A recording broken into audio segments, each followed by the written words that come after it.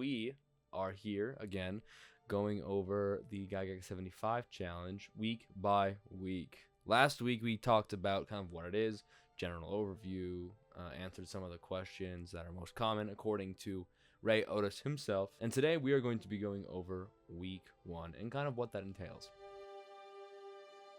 Week 1 is a lot of conceptual work. It's mostly being in your own head, kind of just going around thinking about what you want to have in a world. First and foremost, we're going to want to get a notebook. I bought one at Staples, also some post-it notes. I'm going to use that over the course of the next week to write down my idea and concepts that I want inside the world. It could be a Google Doc, physical notebook. I obviously prefer the physical notebook. Don't do anything until you have the notebook. Get the notebook. With that, we're going to have to develop our pitch. This is going to be, according to the book, 3 to 7 sentences that you don't have to flesh out yet.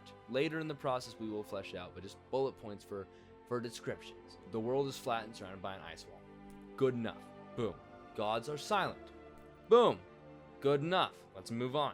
It's generally good to explain in the pitch as well, because you will be showing your players this part, what options are available. You know, don't give a comprehensive list of like, oh, you could be this, and this. Next up is gather your sources of inspiration. This can be anything, genuinely anything. Books, posters, music, things that you like and want and remind you of what you're going for with your world in the general vibe that it provides are perfect. If you do the first 3 steps very quickly, and you want to move on to do something a little bit more without moving on to the next week, there is extra credit. This is things like gathering a mood board and practicing your pitch. Gathering a mood board is pretty quick, can be done over the course of the week in tandem with the previous step, getting your inspiration. I usually go onto Pinterest, and from there, I just find things that I like and then I want to throw in there. Add landscapes, weaponry, people, anything that you think fits the vibe of your world, throw it on the mood board. And of course, practice your pitch. This one I have not done, so I might do this one. I actually have done this one before. I have weekly calls with my mom. Hi, Mom. I would often talk about what the world is. So that is practicing your pitch. It's just basically saying it out loud to yourself or to some gamer friends. Don't do it with the people you intend on playing with. I wouldn't recommend that just because you're going to spoil it, you know. Regardless, that is week 1. I'm going to do it right now, and I will get back to you with the results afterwards. I will see you guys at the end of it.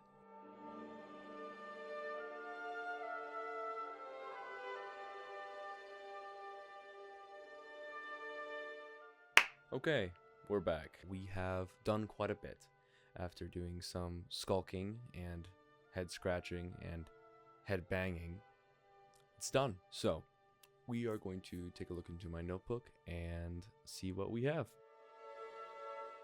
With the first week, what I did was kind of go through the broad ideas and concepts of what I wanted. So I wrote down some things that I thought might be cool, like floating islands. Would they float above a sea? Would they have an endless void beneath them? But I ended up not really enjoying it as much. I mean, floating islands have been done everywhere. Like so many places have floating islands that, although there's a lot to do with it, and I think they are cool, it's just a little bit overdone for my tastes. So I moved on to something else, taking inspiration from one of my favorite settings, Numenera. I thought about that as well as Grave, which is a Knave hack for first edition Knave, where the players were these people living in this giant tower that went almost endlessly upwards and downwards, but I ended up kind of drifting away from that as well.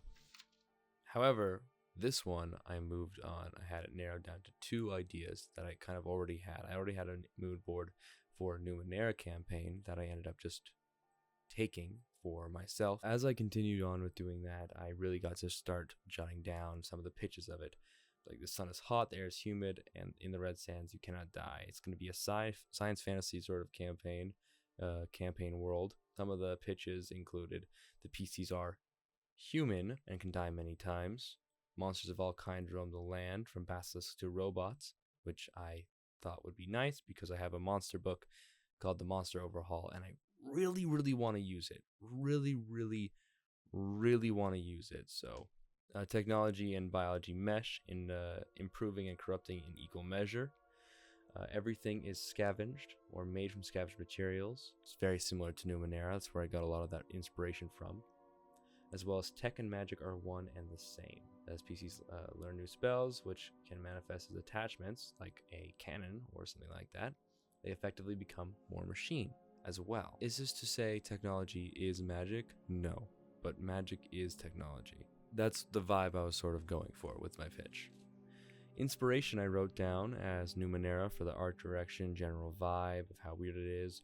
Old Warhammer art for the grimdark feel, as well as the sort of, I don't know, it's just this quality to it, which is so beautiful in a strange way, and I feel like a Warhammer character could very well fit in this possible setting. Dark Souls written down as well.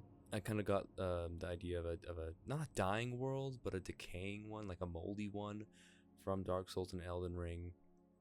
Just because the world isn't dead, but it's just, I don't know, you're feeding on the corpse of it, right? I wrote down Jack Goggin here because in the Gygax 75 book, he put his art down as well, and I liked that. However, so much of the 70s pulp fantasy sort of art would just work perfectly. I don't know, the art is just so strange and evocative. I don't know, it makes me ask questions, right? It just makes me ask questions. Like, why is that thing doing that? And then why is there like a pterosaur skeleton with these scantily clad woman, or this guy holding this, what the fuck is this? What the fuck am I looking at? Okay, this one it's like a bug Statue of Liberty. I'm going to put that up there right now. That is incredible. So things like this is what would be common inside of the fantasy world that we're living in. Yeah, so that's the week. Of course, I did not forget about the extra credit. I made a mood board on Pinterest, which is scrolling right now, and practicing the pitch is... I kind of just did it with you guys, honestly. So next week is going to be the surrounding area. This is going to be where the dungeon would be located, some areas of interest, towns, starting town, I'm drawing a little map, things like that. So yeah, get cracking on week 1, and I will see you guys in the next video. Take care.